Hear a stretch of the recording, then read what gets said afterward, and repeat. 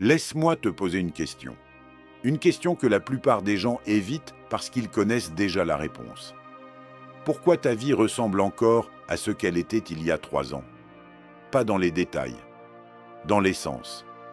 Dans ce sentiment que tu portes au fond de toi que quelque chose devrait être différent, que tu devrais être plus loin, que tu devrais avoir accompli davantage.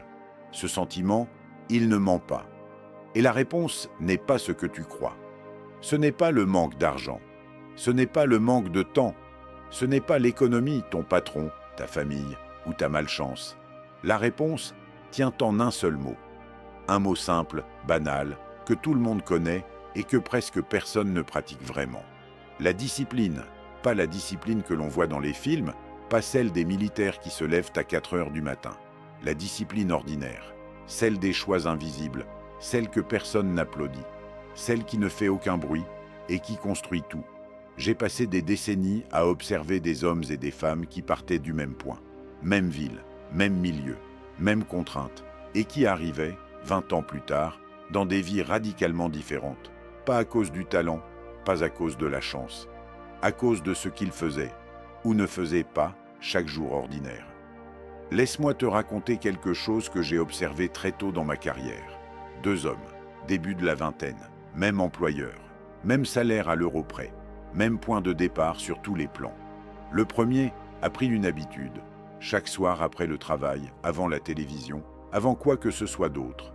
Il ouvrait un livre, 30 minutes, pas 1 heure, 30 minutes. Il a aussi décidé que chaque mois, avant de toucher à son salaire, il en mettait une petite part de côté. 10%, parfois moins, mais toujours quelque chose. Et le matin, il arrivait en avance, pas beaucoup, juste un quart d'heure, juste assez pour être calme, préparé, déjà dans le bon état d'esprit. Le deuxième faisait ce que font la plupart des gens. Il rentrait, il s'installait, il regardait ce qui passait à la télévision, il dépensait ce qu'il gagnait, parfois un peu plus. Il arrivait à l'heure, parfois juste après. Au bout d'une semaine, tu ne pouvais pas les distinguer. Au bout d'un an, peut-être une légère différence, à peine perceptible. Mais au bout de 10 ans, ces 2 hommes vivaient dans des réalités que rien ne permettait de comparer. L'un avait bâti quelque chose, une entreprise, des économies, une réputation, une liberté. L'autre se réveillait encore avec la même anxiété du lundi matin, la même tension de fin de mois, le même sentiment que la vie lui résistait. Qu'est-ce qui avait tout changé entre eux? Rien de spectaculaire, rien d'héroïque, juste des micro-décisions répétées jour après jour, pendant des années. Des choix si petits qu'ils semblent insignifiants sur le moment, et si massifs dans le temps. C'est ça la discipline, pas un effort surhumain, une direction maintenue. Et voici ce que la plupart des gens ne comprennent pas. L'absence de discipline fonctionne exactement de la même manière, dans le sens inverse. Ce n'est pas un repas qui détruit ta santé. C'est le schéma de 1000 repas pris sans conscience. Ce n'est pas une soirée à ne rien faire qui sabote ton projet. C'est la 100e soirée de suite. Ce n'est pas une dépense impulsive qui te met dans la difficulté. C'est l'habitude de ne jamais résister à tes impulsions.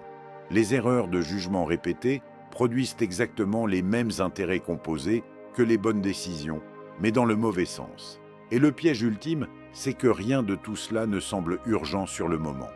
Tu rates une séance de sport, rien ne change. Tu sautes une soirée de travail sur ton projet, rien ne change. Tu dépenses ce que tu aurais dû épargner, rien ne change. Mais la vie ne te présente pas la facture chaque jour. Elle te la présente une fois. Et ce jour-là, la somme est énorme. J'ai eu ce moment à 25 ans. Assis dans ma cuisine, les factures étalées devant moi, en train de choisir lesquelles je pouvais me permettre de payer ce mois-ci. Et quelqu'un que j'admirais beaucoup m'a posé une question qui m'a traversé comme un courant froid. Il m'a demandé, « Depuis 6 ans que tu travailles, combien tu as mis de côté ?» Rien. J'avais tout dépensé. Tout. Et il m'a dit quelque chose que je n'ai jamais oublié. Il m'a dit, « Personne ne t'a forcé à être fauché. Tu t'es vendu ce plan toi-même. » Cette phrase-là, elle a tout changé, parce qu'elle m'a rendu ma responsabilité. Et la responsabilité, aussi inconfortable qu'elle soit, c'est la seule chose qui te donne le pouvoir de changer. Alors laisse-moi te dire ce que la vraie discipline n'est pas. La vraie discipline n'est pas de la souffrance. Ce n'est pas te priver de tout ce qui te fait du bien. Ce n'est pas vivre comme un moine ou te punir de tes désirs. Les gens qui pensent ça restent indisciplinés parce qu'ils associent la discipline à la misère. La vraie discipline, c'est simplement choisir ce que tu veux le plus, plutôt que ce que tu veux maintenant. C'est tout, c'est une préférence temporelle. Est-ce que je préfère ce qui me soulage aujourd'hui ou ce qui me libère dans 5 ans? Est-ce que je choisis le confort de l'instant ou la fierté de l'avenir? Et voici ce que personne ne te dit sur cette équation. Ce choix, tu le fais de toute façon, que tu en sois conscient ou non. Chaque heure qui passe sans décision est une décision. Chaque chose que tu remets à demain est un choix. Il n'existe pas de terrain neutre. Tu avances ou tu recules, lentement, invisiblement, mais constamment. Ce qui rend ça difficile, c'est que tout est facile des deux côtés. Lire est facile, ne pas lire est facile, économiser est facile, dépenser est facile, se lever tôt est facile, rester au lit est facile. La différence entre une vie extraordinaire et une vie ordinaire ne tient pas à des actes héroïques. Elle tient à ces moments de bascule, où les deux options sont également accessibles, et où tu choisis l'une plutôt que l'autre. C'est dans cet espace minuscule que tout se joue. Maintenant, parlons de quelque chose que la plupart des gens utilisent comme excuse sans le réaliser. Les émotions. Je ne veux pas dire qu'il ne faut pas ressentir. Je dis que tes émotions sont les pires décideurs que tu puisses avoir. Elles te diront de manger ce qui est mauvais pour toi. Elles te diront de remettre à plus tard. Elles te diront d'abandonner juste avant que ça devienne intéressant. Elles te diront que tu n'as pas l'énergie, que c'est le mauvais jour, que tu commenceras mieux lundi. Et chaque fois que tu les écoutes, tu leur donnes un peu plus de pouvoir sur ta vie.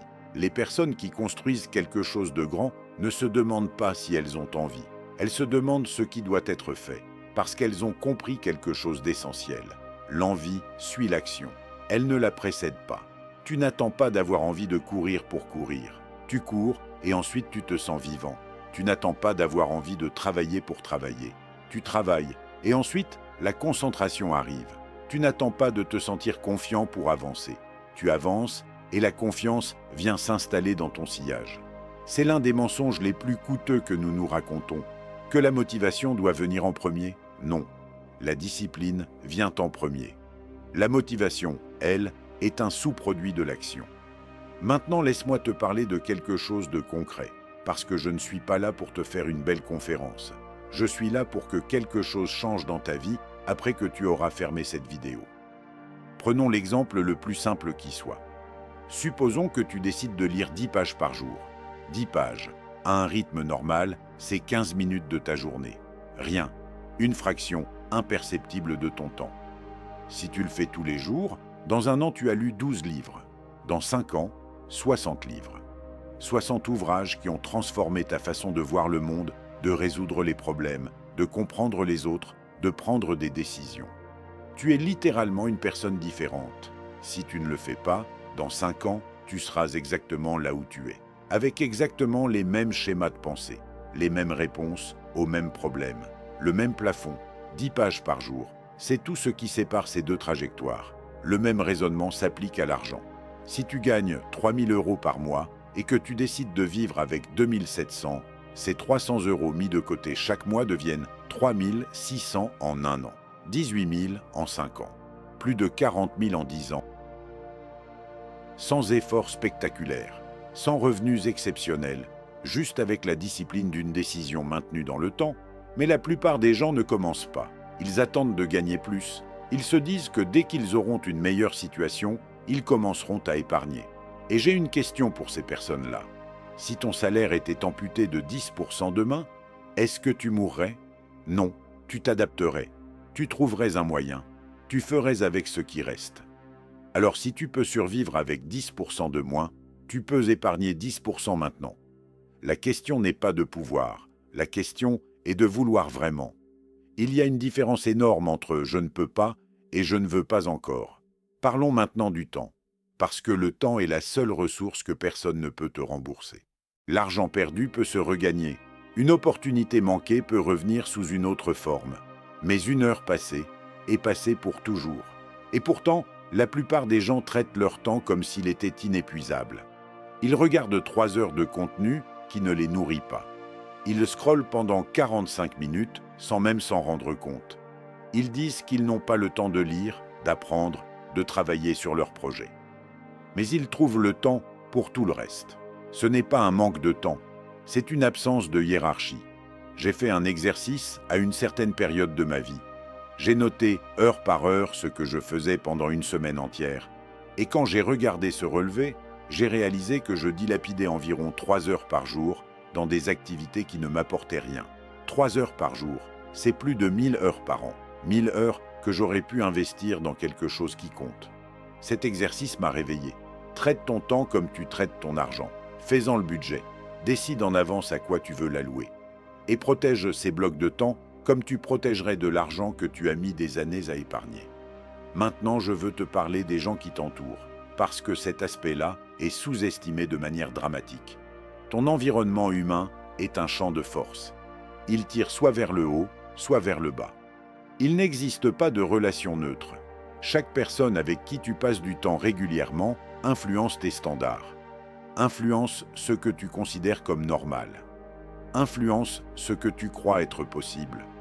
Si tu passes tes journées avec des gens qui se plaignent, qui minimisent leurs ambitions, qui trouvent des raisons à tous leurs échecs, leurs schémas vont déteindre sur toi.